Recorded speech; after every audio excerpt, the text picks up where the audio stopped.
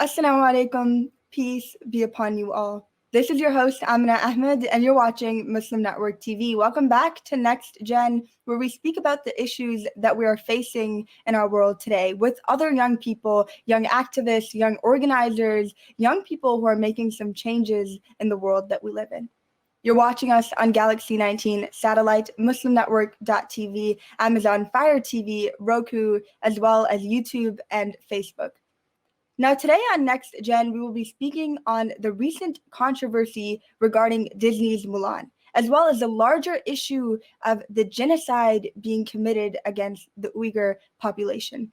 And in order to discuss this today, we have with us Kabir Qurban, who has finished his bachelor's in molecular biology and biochemistry, but to define him as a biologist would be far from the truth. He values teaching and enjoys it as well, and his endeavors include continuing activism for the Uyghur population, poetry writing, acting, and much more. Thank you so much, Kabir, for being with us here today.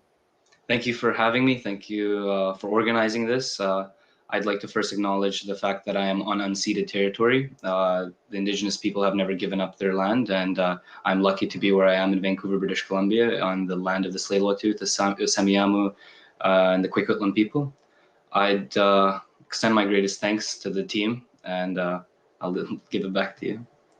Yeah, it's an absolute honor to have you, and we're so excited to hear you speak your story and your truth. But bring it to Disney's Mulan, right? The recent controversy because of that. Tell us about that. Why were people so outraged? Why was there an outcry against that by so many?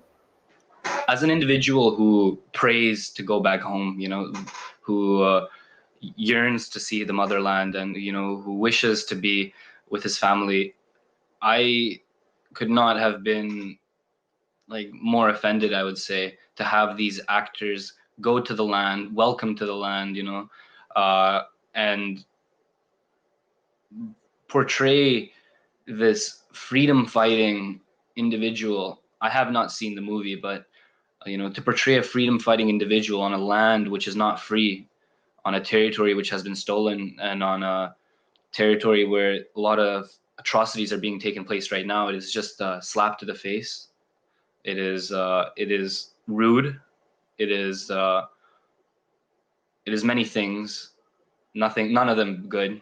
The fields where they filmed, the roads which they took to go where they had to go to film, those are the same roads I had to drive across when I was a child. Those were the same roads which I'd look upon the landscapes and just be in awe. East Turkestan has some of the nicest landscapes in the world. Right now, if you Google Xinjiang Rainbow Mountain, you would see, I don't like saying the X word, but for this, I'll allow it. But you'd see the landscapes are just out of this world. It's a heavenly place, and I believe because it's such a good place, they want to take it away from us. And just very offended that they went through with this, and the fact that in the credits they mentioned that it's the Xinjiang Uyghur Autonomous Region. The Uighurs have no autonomy, and the fact that they started it off by saying the Xinjiang Uyghur Autonomous Region, it's a way for them to put themselves in front of us, to put the X word in front of whatever we may be.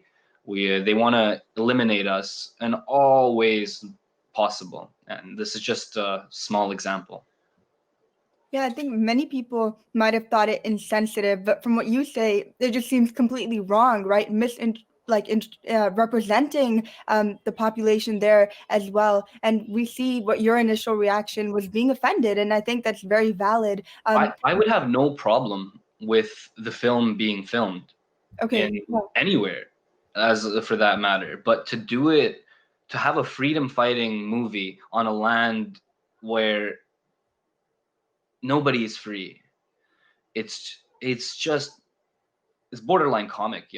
How could they do that? And I think we're both glad that it's not doing as well as people thought it would. Do you think that that is the reason so many people are boycotting it and not actually going out to watch it?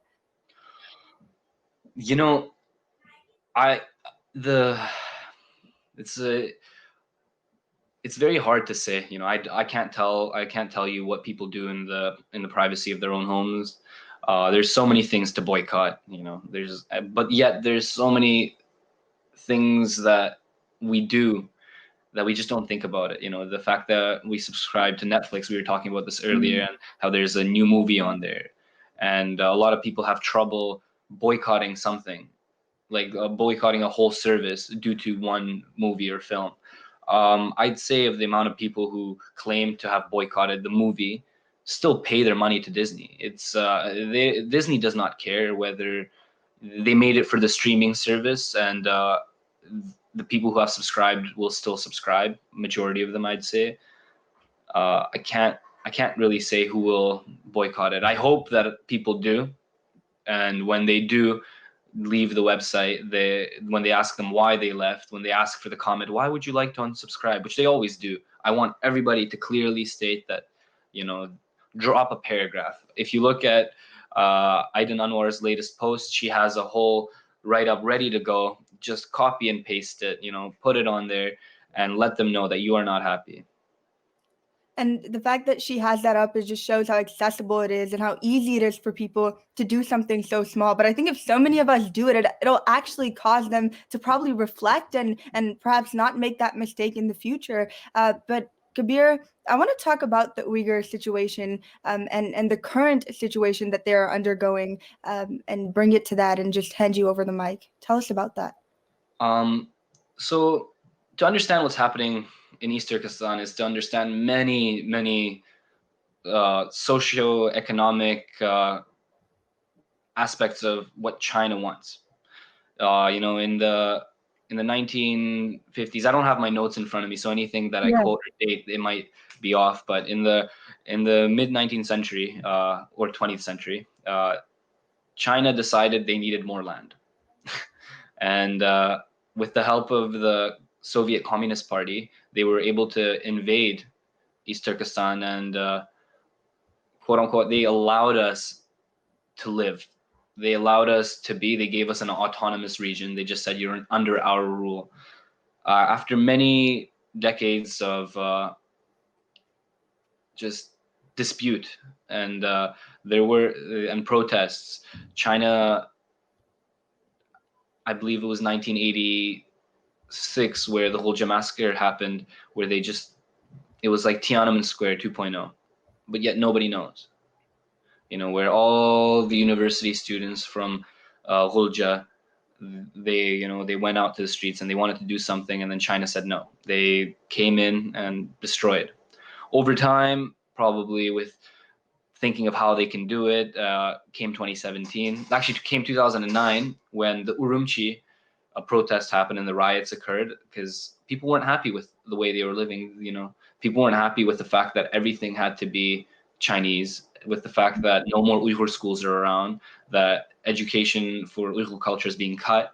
And in 2009, I was actually in Urumqi when that happened, and I was let's do the math real quick. I was 12 years old, and I'm sure you remember it then. Yeah, no, I remember. You see, as a person who didn't really think of, as a child who didn't know of any of the atrocities, I remember calling back to Canada and talking to my dad excitedly, telling him that, hey, Dad, today I witnessed a tank.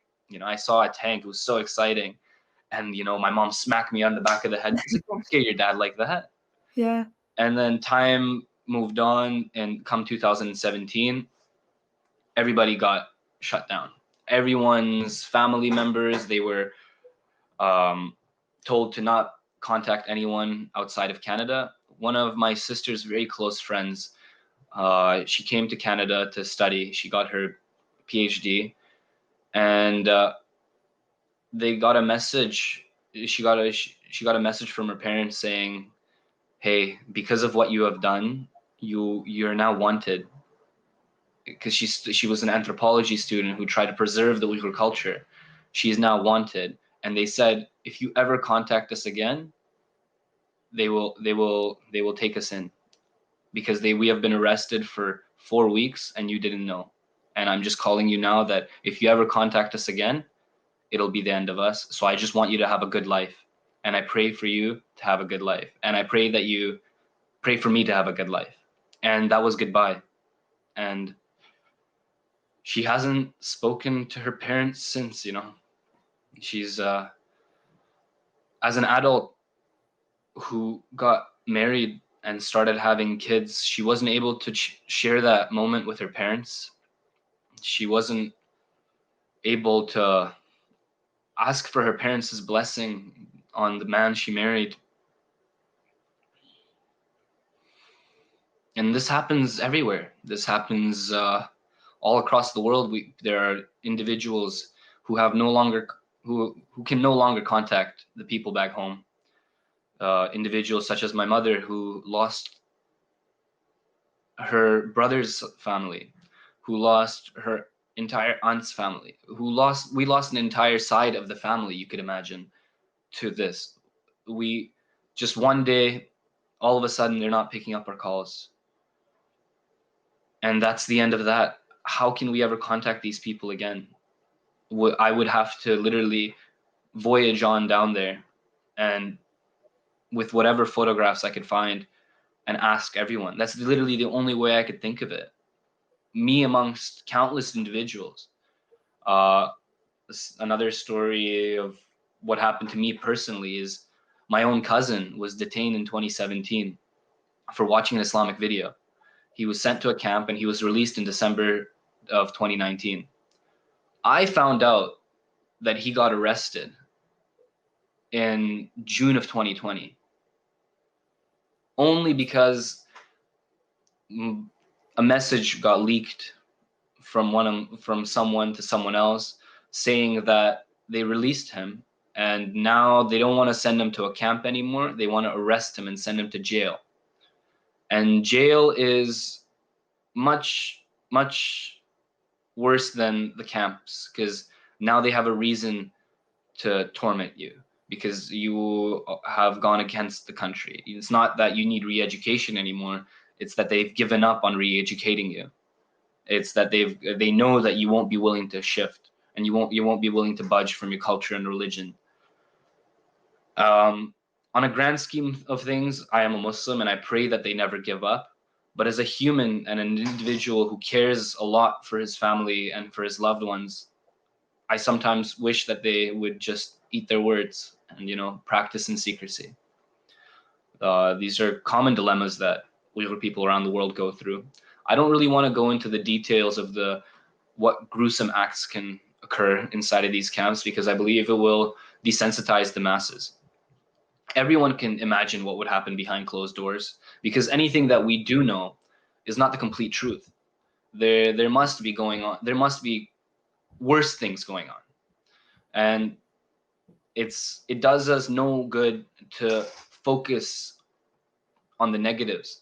As I remember in 2015, if someone shared a photo on Instagram of a child, you know, a bleeding child due to a bomb blast, everybody would share it and everybody would go into turmoil. But nowadays, the mass has been desensitized, where it's no longer a question of what is happening, but where it's happening, because everyone knows that it's happening. And they'll be like, oh, you know, today it's Yemen. Oh, tomorrow it's Palestine. Oh, today is Rohingya. Oh, tomorrow is this. And people get so stressed out and desensitized that they don't do anything. And I remember having a deep conversation with my father about this, and he said something that really struck with me. He said in Farsi, he said, "Qatra qatra darya mein sha," which literally translates to drip by drip, the river will flow. And I believe that's what we can do, is drip by drip, make the river flow.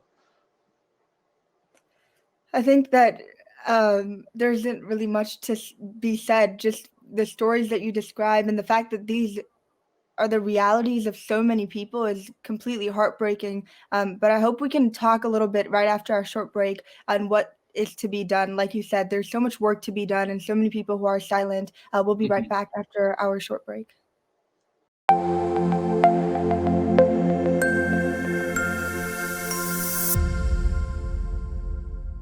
Billboards are popping up all over the country with an Our neighbors don't realize that Muslims are absolutely opposed to ISIS.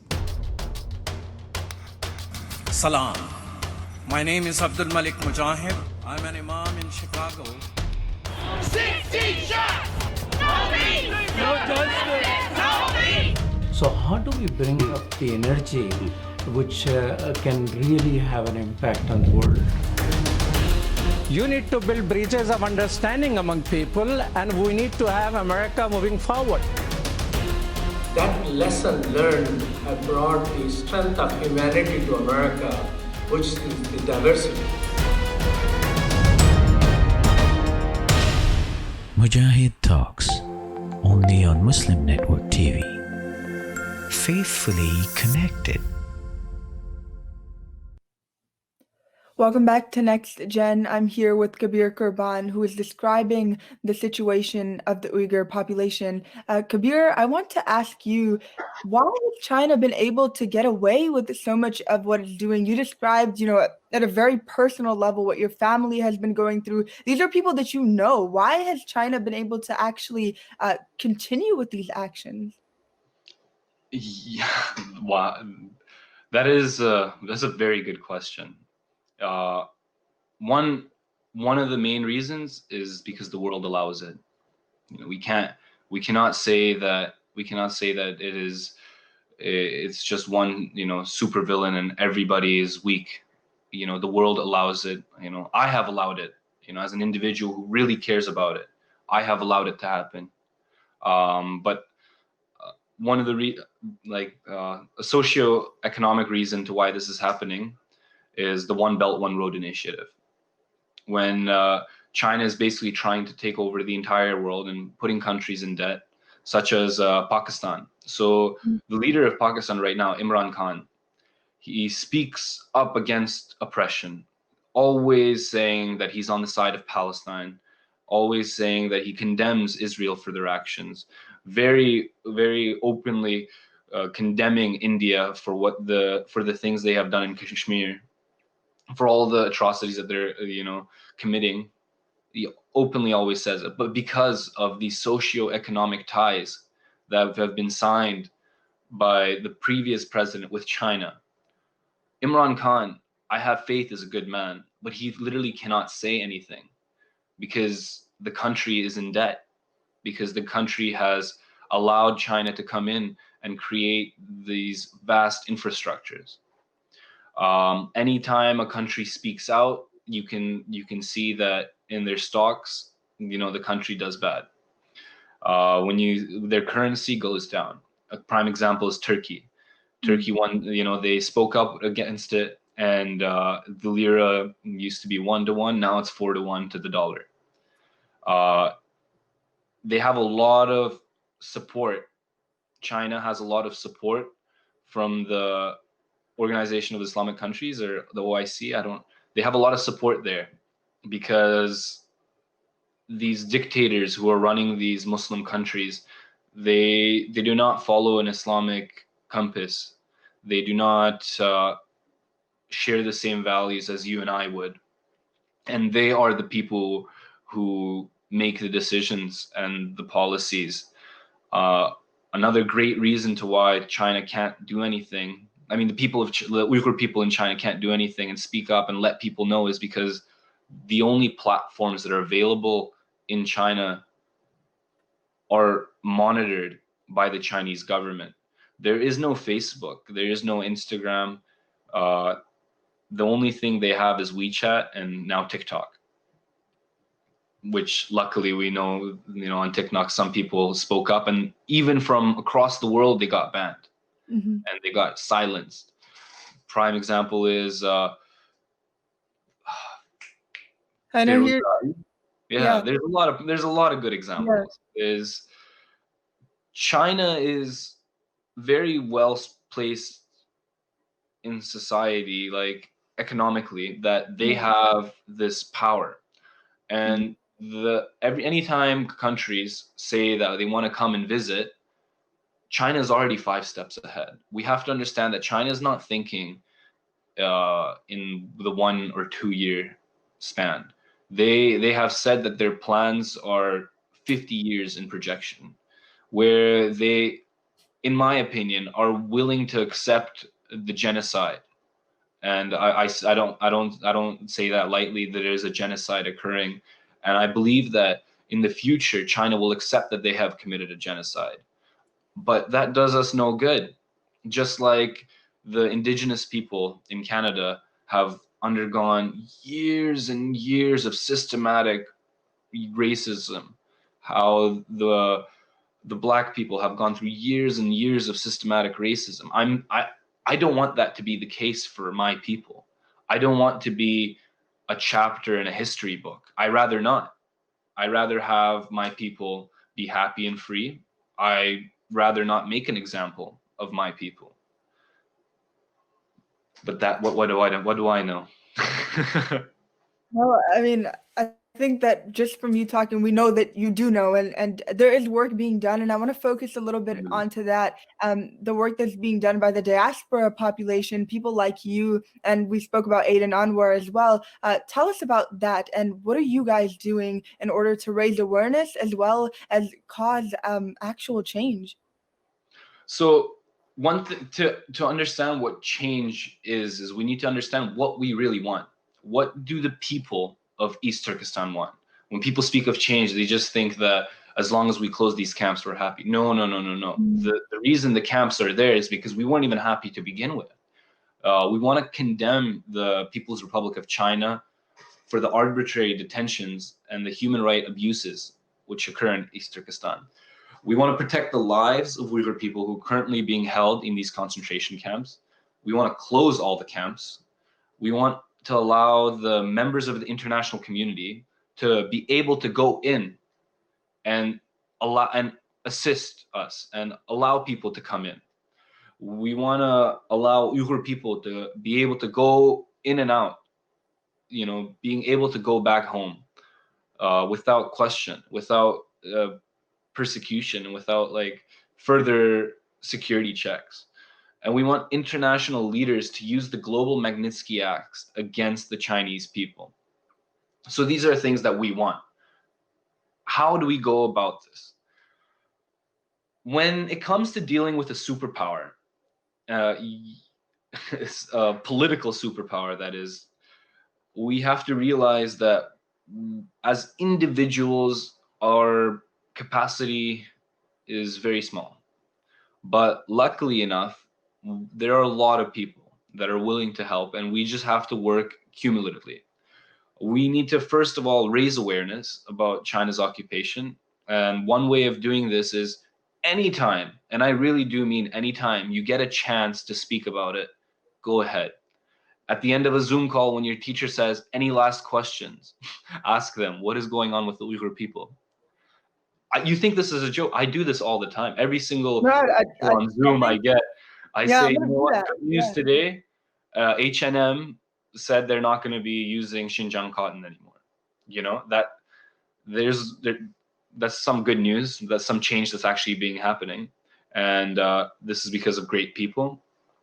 One other way we can get people to help is we need to mobilize and organize protests within communities. Actually, the word protest is it has bad connotations, but a word similar, like a rally, where people just go up and they speak in the middle of downtown, letting people know of the issues. We need to get individuals in every city to organize and bring the Uyghur people together, so that if China really wants to kill our culture, that we as diaspora, we have to stand together and keep that culture.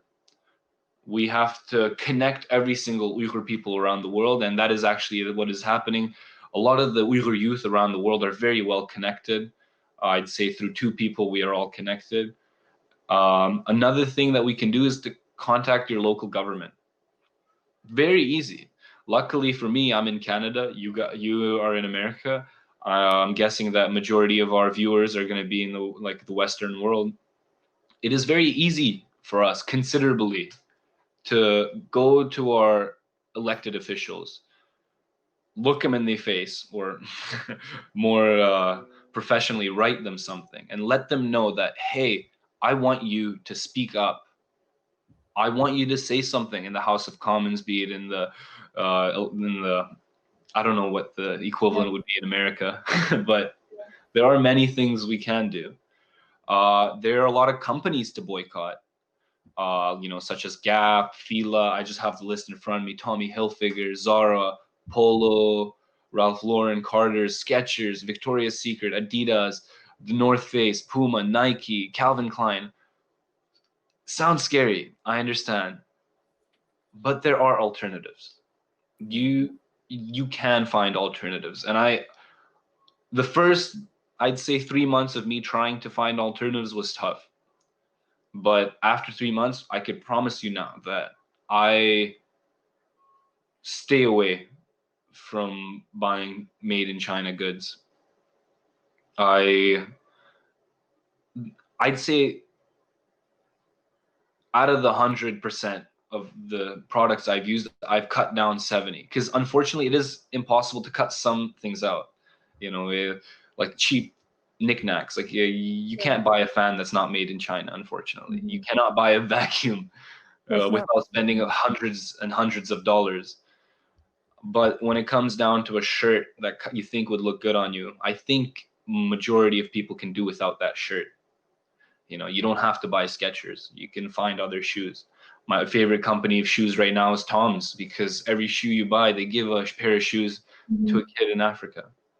Yeah. There are so many good companies out there, and we just have to know which one is good and which one is bad. We don't want to sew our clothes with tears. There are a lot of people to follow if you want to help. There are a good organization is the Darman Foundation, the Uyghur Project IG, Tarim Network, the Uyghur Collective, the Shukr Foundation. These are all organizations that are dedicated to supporting the Uyghur people, be it the diaspora refugees or the people within. There's a lot of amazing individuals who advocate for the Uyghur people. Aiden Anwar, amazing soul, God bless her. CJ Whirlman, he's a journalist. He's amazing at what he does. There was a French journalist. His name escapes me. There are many people. You just have to literally search it up. And I'm telling you, if you're open to helping, you will find ways to help. It seems scary, but when you sit down and you commit yourself to help, Allah will make it easy on you, and He will give you the way. I promise you. I was crying, wondering what it is that I can do. And there is things that I can do. And as soon as I was willing to help, the opportunities arose. So the first step to helping is willing to help. Yeah, and I hope that our audience, the young people who've been listening to this and wondering what they can do, listen to what Kabir said and follow through with those steps, inshallah. Message me so too. For sure. Do that. I am the most approachable person. Anybody can DM me. Anybody can. You find my email. It's kabirqurban@gmail.com. My Instagram is @joekabir. Anytime you have any questions on how you can help the Uyghur people, least I could do is send you towards someone who's closer to you. I will make sure that you have something to leave with. Yeah. Thank you so much, Kabir. And thank you to our audience for tuning in today. And we'll be back next week. Assalamu alaikum. Peace be upon you all.